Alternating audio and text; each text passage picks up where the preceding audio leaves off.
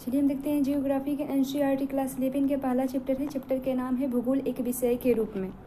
आपने माध्यमिक स्तर पर भूगोल का अध्ययन सामाजिक विज्ञान कार्यक्रम के एक घटक के रूप में किया है। आप विश्व एवं उसके विभिन्न भूगोलों के भौगोलिक तत्वों से परिचित हैं। आप भूगोल का अध्ययन एक स्वतंत्र विषय के रूप में करेंगे तथा पृथ्वी के भौतिक वातावरण, मानवीय क्रियाओं एवं उनके अंतर प्रक्रियात्मक संबंध के विषय में जानकारी प्राप्त करेंगे। यहाँ आप एक प्रासंगिक प्रश्न पूछ सकते हैं कि हमें भूगोल क्यों पढ़ना चाहिए। हम धरातल पर रहते हैं, हमारा जीवन हमारे परिस्थिति से अनेक रूपों में प्रभावित होता है। हम निर्वाह के लिए अपने आसपास के संसाधनों पर निर्भर करते हैं। आदि में समाज अपने भरण पोषण के लिए प्रकृति के निर्वाह संसाधन जैसे पशु एवं खाद्यान्न पौधे पर आश्रित हैं। और समय बीतने के साथ हमने तकनीकी का विकास किया तथा प्राकृतिक संसाधन तथा भूमि, मृदा, जल का उपयोग करते हुए अपना आहार प्रदान प्रारंभ किया। हमने अपने भोजन की आदतों पर एवं वस्त्रों को मौसमी दशाओं के अनुकूल समायोजित किया। धर्तव्य है कि प्राकृतिक संसाधन आधार तकनीकी विकास भौतिक वातावरण के साथ अनुकूल एवं इसकी परिष्करण सामाजिक संगठन तथा सांस्कृतिक विकास में विभिन्नता पाई जाती है। भूगोल के एक छात्र के रूप में आपको धरातल पर विभिन्नता वाले सभी सत्यों के विषय में जानने के लिए उत्सुक होना चाहिए। आप विविध प्रकार की भूमि एवं लोगों से परिचित होंगे, फिर भी समय के साथ होने वाली परिवर्तनों को समझने में रुचि रखते होंगे। भूगोल आपको विविधता समझने तथा समय एवं स्थान के संदर्भ में ऐसी विभिन्नताओं को उत्पन्न करने वाली कारकों की खोज करने की क्षमता प्रदान करता है। इससे आपने मानचित्र में परिवर्तित गोलक यानी ग्लोब को समझने तथा धरातल के दृश्य ज्ञान की कुशलता विकसित होती है। और आधुनिक वैज्ञानिक तकनीकी तथा भौगोलिक सूचना तंत्र संगणक मानचित्र कला और इसके रूप में प्राप्त ज्ञान एवं कुशलता आपको अंतर्राष्ट्रीय विकास में योगदान करने की योग्यता से लैस कराती है। और आप अगला प्रश्न पूछ सकते हैं कि भूगोल क्या है। क्या आप जानते हैं कि पृथ्वी हमारा आवास है। आपसे यह पृथ्वी पर रहने वाले एक अन्य छोटे बड़े प्राणियों का भी आवास है। पृथ्वी की सतह एक रूप नहीं है, इसी के भौतिक स्वरूप में विभिन्नता भी है। और यहाँ पर्वत, पठार, घाटियाँ, पहाड़ियाँ, मैदान, समुद्र, झील, रेगिस्तान, वन एवं उजाड़ क्षेत्र मिलते हैं। और यहाँ सामाजिक एवं सांस्कृतिक तत्वों में भी भिन्नता पाई जाती है, जो सांस्कृतिक विकास की पूर्ण अवधि में मानव द्वारा सृजित ग्रामों, नगरों, सड़कों, रेलों, पत्तनों, बाजारों और मानव जनित अन्य कई तत्वों के रूप में भी विद्यमान है। उक्त विभिन्नता में भौतिक, पर्यावरण एवं सांस्कृतिक लक्ष्यों के आधार पर संबंधों को समझने का संकेत निहित होता है। भौतिक पर्यावरण एक मंच प्रस्तुत करता है जिस पर मानव समाजों ने अपने सृजनात्मक क्रियाकलापों का ड्रामा अपनी तकनीकी विकास से प्रारंभ उपकरणों द्वारा मंचित किया है। अब आप पहले पूछे गए प्रश्न भूगोल क्या है इसका उत्तर देने का सक्षम प्रयास कर सकते हैं। और अत्यंत सरल शब्दों में यह कहा जा सकता है कि भूगोल पृथ्वी का वर्णन है। सर्वप्रथम भूगोल शब्द का प्रयोग इरेटास्थेनिक एक ग्रीक वैज्ञानिक थे, उन्होंने किया था। यह शब्द ग्रीक भाषा के दो मूल जियो पृथ्वी तथा ग्रेफो यानी वर्णन से किया गया है। और दोनों को एक साथ रखने पर इसका अर्थ बनता है और पृथ्वी का वर्णन। और पृथ्वी को सर्वदा मानव के आवास के रूप में देखा गया है। और इस दृष्टि से विद्वान भूगोल को मानव के निवास के रूप में पृथ्वी का वर्णन परिभाषित करते हैं। और आप इस तथ्य से परिचित हैं कि यथावत बहुयामी होती है तथा पृथ्वी भी बहुयामी ही है। और इसलिए अनेक प्राकृतिक विज्ञान जैसे भौमिक, मृदा विज्ञान, समुद्र विज्ञान, सामाजिक शास्त्र और जीवन विज्ञान, मौसम विज्ञान तथा अन्य सह विज्ञान सामाजिक विज्ञान के अनेक सहयोगी विषय जैसे अर्थशास्त्र, इतिहास, समाजशास्त्र, राजनीतिक विज्ञान और नृविज्ञान इत्यादि धरातल की वास्तविकता के विभिन्न पक्षों का अध्ययन करते हैं। भूगोल अन्य विज्ञानों से विषय वस्तु तथा विधि तंत्र से भिन्न है, परंतु साथ ही अनेक विषयों से इनका निकटतम संबंध भी है। और भूगोल सभी प्राकृतिक एवं सामाजिक विषयों से सूचनाधार प्राप्त कर उसका संश्लेषण करता है। हमें पृथ्वी पर भौतिक तथा सांस्कृतिक वातावरण में भिन्नता दिखाई पड़ती है। अनेक तत्वों में समानता तथा कई में असमानता पाई जाती है। अतएव भूगोल को क्षेत्रीय विभिन्नता का अध्ययन मानना तार्किक लगता है और इस प्रकार भूगोल को उन सभी तथ्यों का अध्ययन करना होता है जो क्षेत्रीय संदर्भ में भिन्न होते हैं। भूगोलवेता मात्र धरातल पर तथ्यों में विभिन्नता का अध्ययन नहीं करते, अपितु उन कारकों का भी अध्ययन करते हैं जो इन विभिन्नताओं के कारण होते हैं। उदाहरण स्वरूप फसल का अनुरूप एक प्रदेश से दूसरे प्रदेश में भिन्न होता है, किंतु यह भिन्नता एक तथ्य के रूप में मिट्टी, जलवायु, बाजार के मांग, किसान की व्यय क्षमता, तकनीकी निवेश की उपलब्धता आदि में भिन्नता से संबंधित होती है। और इस प्रकार भूगोल की दिलचस्पी कहीं दो तत्वों या एक से अधिक तत्वों के मध्य कार्य कारण संबंध को ज्ञात करने में है। और एक भूगोलवेता तथ्यों की व्याख्या कार्य कारण संबंधों के ढांचे में ही करता है, क्योंकि यह केवल व्याख्या में ही सहायक नहीं होता, अपितु तथ्य के पूर्वानुमान एवं भविष्य के परिप्रेक्ष्य में भी देखने की क्षमता भी रखता है। भौतिक एक मानवीय दोनों प्रकार की भौगोलिक तथ्य अस्थित नहीं है, अपितु तथ्यात्मक होते हैं। वे सतत परिवर्तनशील पृथ्वी तथा अथक एवं निरंतर सक्रिय मानव के बीच आबद्ध प्रक्रियाओं के फलस्वरूप कालांतर में परिवर्तित होते रहते हैं। आदिम मानव समाज अपने निकटतम पर्यावरण पर सीधे तौर पर निर्भर करता था, अब ऐसा नहीं है। भूगोल इस प्रकार प्राकृतिक तथा मानव के समग्र इकाई के रूप में अंतर प्रक्रिया के अध्ययन से संबंधित है। मानव प्रकृति का एक अंगभूत भाग है तथा वह प्रकृति पर अपनी छाप छोड़ता है। प्रकृति मानव जीवन के विभिन्न पक्षों को प्रभावित करती है। इसकी छाप उसके वस्त्र, आवास, व्यवसाय आदि पर देखी जा सकती है। मानव ने प्रकृति के साथ समझौता अनुकूल अथवा अपरिवर्तित के माध्यम से किया है। जैसे कि आप जानते हैं कि वर्तमान समाज आदिम समाज की व्यवस्था पार कर चुका है। उसने तकनीकी के खोज एवं प्रयोग द्वारा अपने अस्तित्व के लिए सन्निकट परिवेश यानी प्राकृतिक वातावरण को अपरिवर्तित कर प्राकृतिक संसाधन का समुचित प्रयोग करते हुए अपने कार्य क्षेत्र के क्षितिज से परिवर्ध कर लिया है। अब तकनीकी के क्रमशः विज्ञान के साथ मानव अपने ऊपर भौतिक पर्यावरण के द्वारा कसे हुए संबंध को ढीला करने में सक्षम हो गया है। तकनीकी ने श्रम को कठोरता को कम कर श्रम क्षमता को बढ़ावा तथा अवकाश तथा प्रावधान करते हुए मानव को उच्चतम आवश्यकताओं को पूर्ण करने का अवसर दिया है। उसने उत्पादन के पैमाने एवं श्रम की गतिशीलता में भी वृद्धि हुई है। भौतिक वातावरण एवं मानव के अन्योन्य क्रिया को एक कवि द्वारा संक्षेप में मानव एवं ईश्वर के बीच भिन्न वार्तालाप के माध्यम से व्यक्त किया गया है। और आपने मिट्टी का सृजन किया, मैंने कप का निर्माण किया, आपने रात्रि का सृजन किया, मैंने दीपक बनाया। और आपने बंजर भूमि बनाया, तो पहाड़ी भूभाग या मरुस्थल का सृजन किया। और मैंने फूलों का क्यारी तथा बाग बगीचे बनाए। प्राकृतिक संसाधनों का प्रयोग करते हुए मानव अपने सृजनात्मक योगदान का दावा करता है। तकनीकी की सहायता से मानव आवश्यकताओं की अवस्था में से स्वतंत्रता की ओर अग्रसर हुआ है। उसने सर्वत्र अपनी छाप छोड़ी तथा प्रकृति के सहयोग से नई संभावनाओं का सृजन किया। इस प्रकार हमें मानवीकृत प्राकृतिक तथा प्राकृतिक प्रभावित मानव के दर्शन होते हैं। भूगोल इसी अंतर प्रक्रियात्मक संबंध का अध्ययन करता है। परिवहन एवं संचार के साधनों के जाल तथा पदानुक्रमिक केंद्रों के माध्यम से क्षेत्र समकालित और संगठित हो गए हैं। एक सामाजिक विज्ञान के रूप में भूगोल इसी क्षेत्रीय समकालन एवं संगठन का अध्ययन करता है। और एक वैज्ञानिक विषय के रूप में भूगोल 3 वर्गीकृत प्रश्नों से संबंधित है। जैसे पहला है कुछ प्रश्न धरातल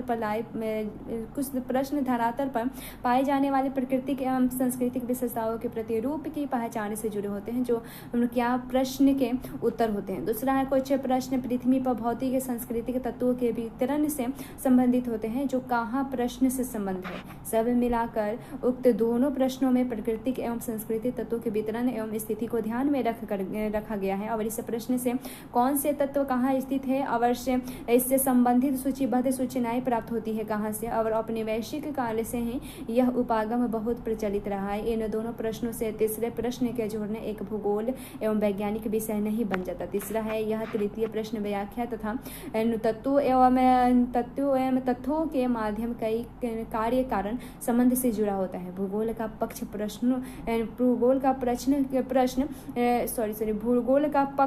क्यों प्रश्न से जुड़ा होता है और एक विषय के रूप में में भूगोल का पूर्ण क्षेत्र से संबंधित होता है तथा स्थानीय विशेषताओं एवं गुणों को विवेचना करता है। यह क्षेत्र से तथ्यों के वितरण, स्थिति एवं केंद्रीकरण के प्रतिरूप का अध्ययन करता है तथा इन प्रतिरूप की व्याख्या करते हुए उनका स्पष्टीकरण देता है।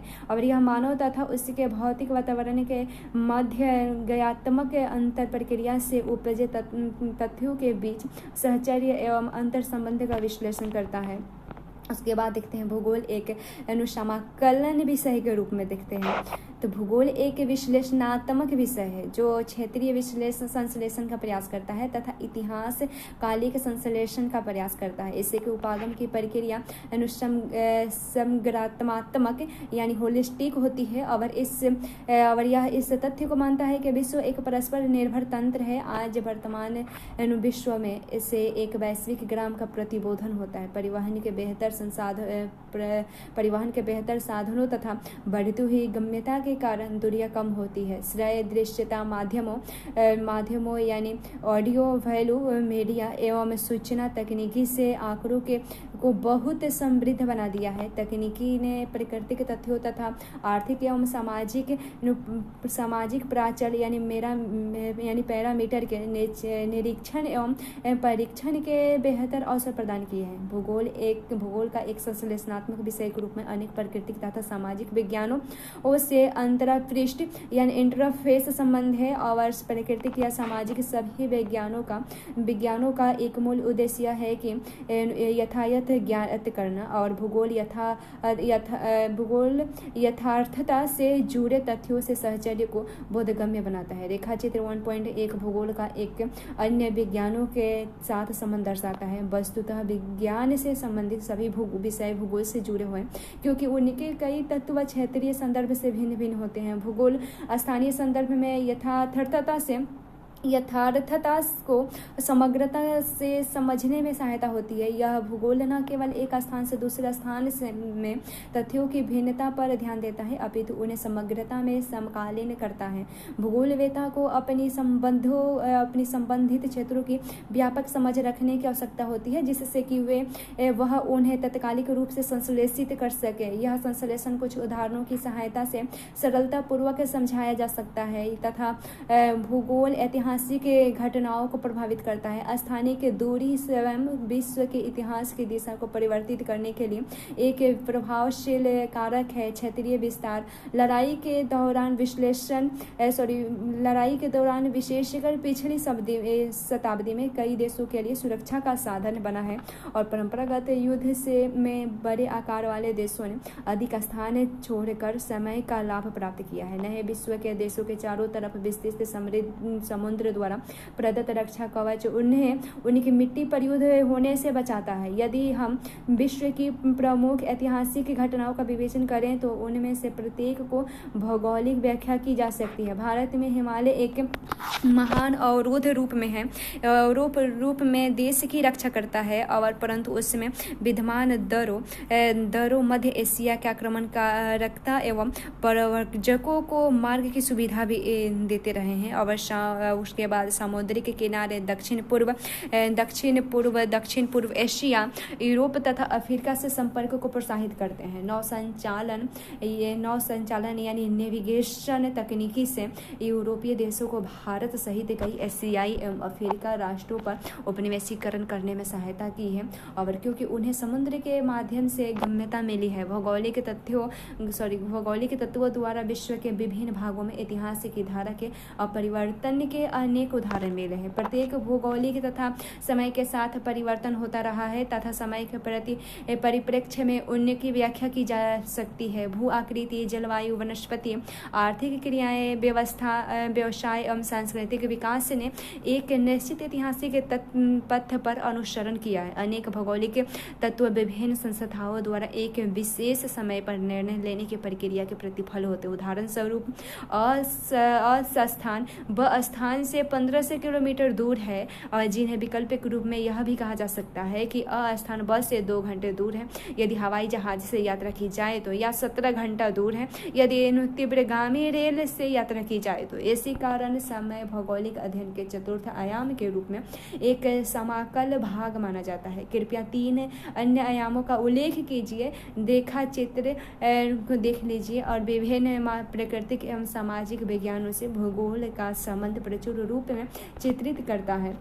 भूगोल की शाखाएं देखें। पुनः स्मरण हेतु कृपया चित्र 1.1 का अध्ययन देख लीजिए उस रेखा चित्र को। और इससे यह स्पष्ट प्रकट होता है कि भूगोल अध्ययन का एक अंतरशिक्षित विषय है और प्रत्येक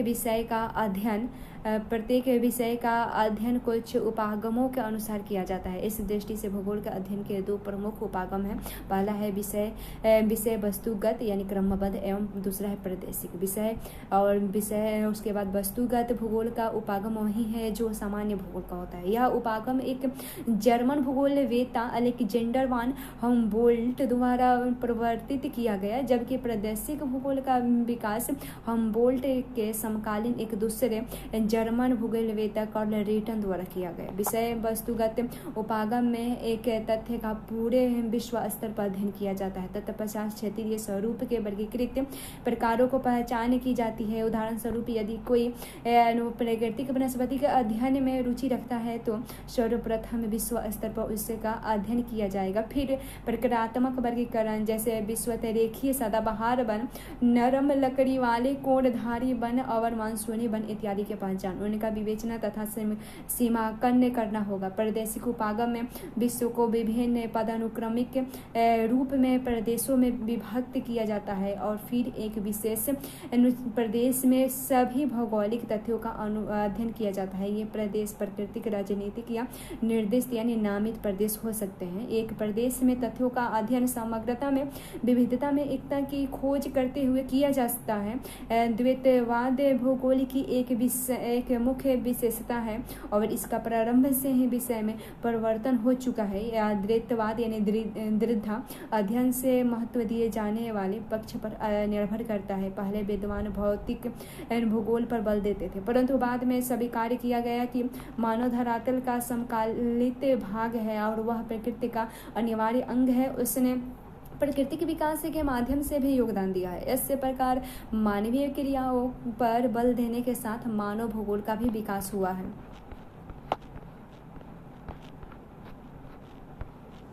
उसके बाद भूगोल की शाखाएं देखें यानी विषय वस्तु या क्रमबद्ध उपागम के आधार पर देखें।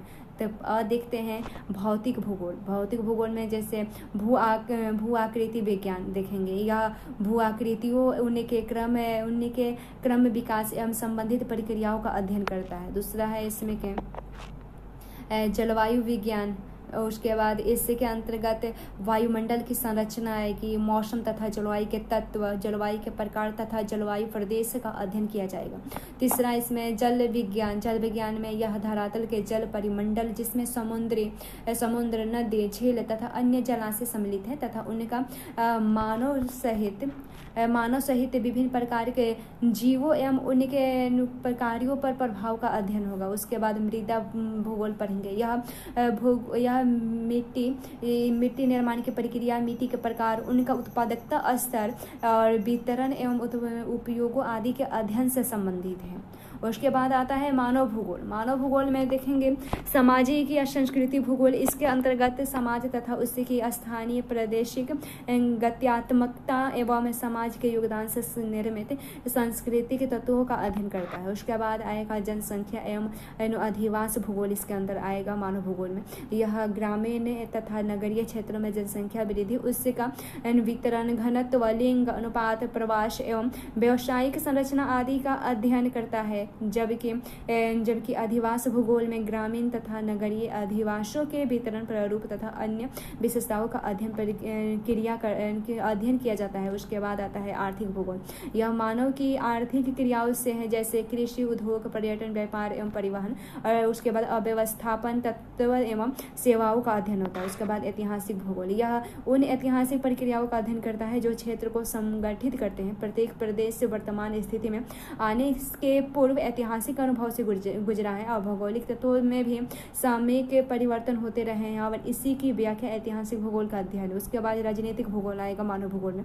यह क्षेत्र को राजनीतिक घटनाओं की दृष्टि से देखता है एवं सीमाओं, निकटस्थ पड़ोसी इकाइयों के मध्य भू वैन्यासिक संबंध, निर्वाचन क्षेत्र का परिसीमन एवं चुनाव परिदृश्य का विश्लेषण करता है और साथ ही जनसंख्या के राजनीतिक व्यवहार को समझने के लिए भी सैद्धांतिक रूपरेखा विकसित करती है। उसके बाद आता है जीव भूगोल। तो जीव भूगोल में जैसे भौतिक भूगोल एवं मानव भूगोल के अंतरपृष्ठ के फलस्वरूप जीव भूगोल का अद्वितीय हुआ है और इससे के अंतर्गत निम्नलिखित शाखाएं हैं। जैसे इसमें आएगा जीव भूगोल, तो इसमें पशु एवं उनके निवास क्षेत्र के स्थानीय स्वरूपों का भूगोल विश्लेषण का अध्ययन होता है। उसके बाद वनस्पति भूगोल आएगा, इसमें प्राकृतिक वनस्पति का उसके निवास क्षेत्र में स्थानिक प्रारूप का अध्ययन होगा जीव भूगोल में। और उसके बाद आएगा पारिस्थितिकीय विज्ञान, इसमें प्रजातियों के निवास स्थिति क्षेत्र का वैज्ञानिक अध्ययन होगा। उसके पर्यावरण भूगोल आएगा, इसमें संपूर्ण विश्व में पर्यावरणीय प्रतिबंध के फलस्वरूप पर्यावरणीय समस्याओं जैसे भूमि हास्य, प्रदूषण, संरक्षण की चिंता आदि का अनुभव किया जाएगा और जिससे के अध्ययन है तो इससे शाखाओं का विकास होगा। जीव भूगोल के बाद आएगा प्रादेशिक उपागम एवं आधारित भूगोल की शाखाएं आएगी। इसमें बृहद मध्य लघु स्तरीय प्रादेशिक या क्षेत्रीय अध्ययन होगा। उसके बाद ग्रामीण या इलाका नियोजन तथा शहर एवं नगर नियोजन सहित प्रादेशिक नियोजन होगा। उसके बाद प्रादेशिक विकास का अध्ययन, उसके बाद प्रादेशिक विवेचना या विश्लेषण होगा। दो ऐसे पक्ष हैं जो सभी विषयों के लिए अभयनिष्ठ या सर्वनिष्ठ हैं। ये हैं दर्शन यानी जैसे भौगोलिक चिंतन, भूमि एवं मानव अंतर प्रक्रिया या मानव परिस्थितिकी।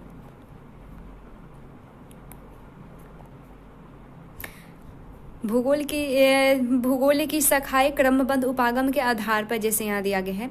तो ये इसमें प्रकार हैं, 4 प्रकार होते हैं, जैसे भौतिक, सिद्धांत या दर्शन शास्त्र, विधि एवं तकनीकी और मानव।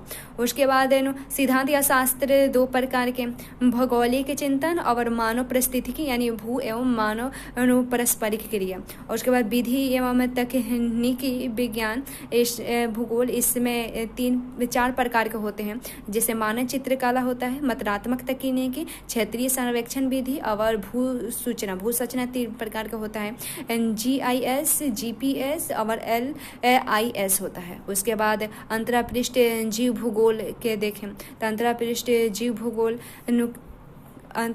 जीव भूगोल जैसे है इसमें परिस्थितिकी, पादप भूगोल, प्राणी भूगोल, पर्यावरण भूगोल, जल भूगोल, मृदा भूगोल, जलवायु भूगोल, भू आकृति विज्ञान और जलवायु विज्ञान, भू आकृति विज्ञान और जल विज्ञान देखेंगे। उसके बाद सामाजिक एवं सांस्कृतिक, जनसंख्या में बस्ती, आर्थिक, ऐतिहासिक, राजनीतिक। और उसके बाद जनसंख्या एवं बस्ती में देखेंगे ग्रामीण, नगरीय। ग्रामीण में कृषि, पर्यटन, उद्योग और व्यापार। और उसके बाद व्यापार एवं परिवहन। नगरीय में अवसंरचना, सेवाएं। उसके बाद भूगोल की शाखाओं में प्रादेशिक उपागम के आधार पर देखेंगे तो ये 4 प्रकार के हैं, प्रादेशिक अध्ययन या क्षेत्रीय अध्ययन और प्रादेशिक विकास, प्रादेशिक विश्लेषण, प्रादेशिक योजना। प्रादेशिक अध्ययन या प्रादेशिक या क्षेत्रीय अध्ययन 3 प्रकार के, जैसे स्थूल प्रादेशिक अध्ययन और मध्य प्रादेशिक अध्ययन करेंगे। उसके बाद सूक्ष्म प्रादेशिक अध्ययन। फिर प्रादेशिक योजना 2 प्रकार के, देश या ग्रामीण योजना, शहरीय योजना।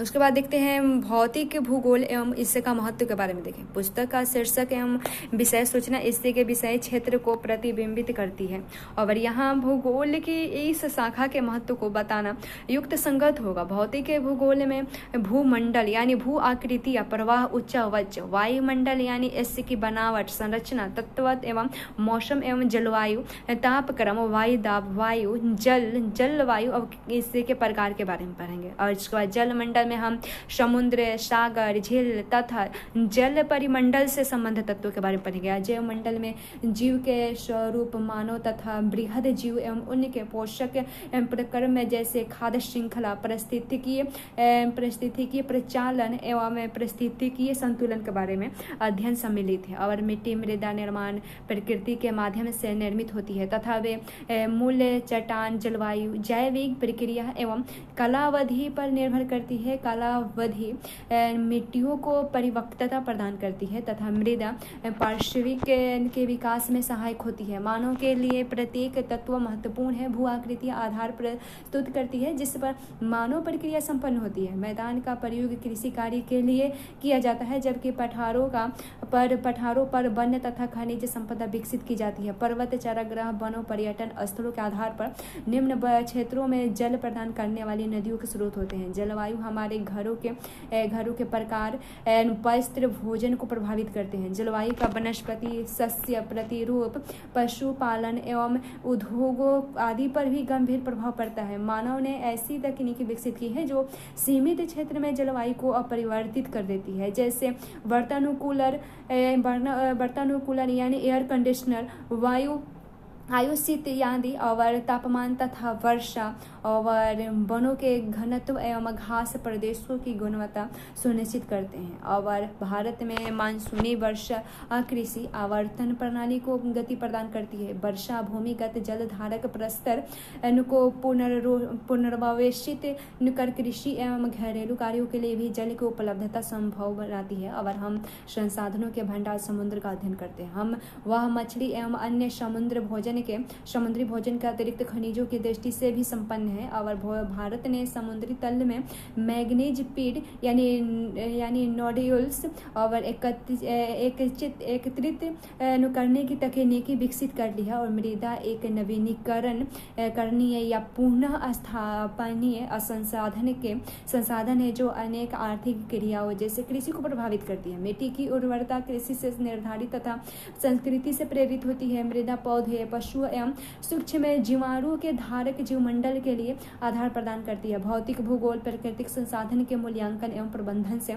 संबंधित विषय के रूप में विकसित हो रहा है। और इस उद्देश्य की पूर्ति हेतु भौतिक पर्यावरण एवं मानव के मध्य संबंधों को समझना आवश्यक है। भौतिक पर्यावरण संसाधन प्रदान करता है एवं मानव एवं संसाधन का उपयोग करते हुए अपना आर्थिक एवं सांस्कृतिक विकास सुनिश्चित करता है। तकनीकी की सहायता से संसाधनों को बढ़ते उपयोग ने विश्व में पारिस्थितिकी असंतुलन उत्पन्न करता है।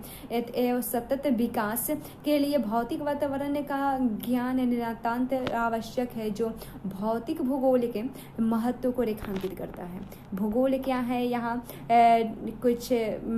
कुछ महान लोग दिए हैं इनको जो भूगोलवेत्ता है, इसका बताया है, परिभाषित किया है कि भूगोल क्या है।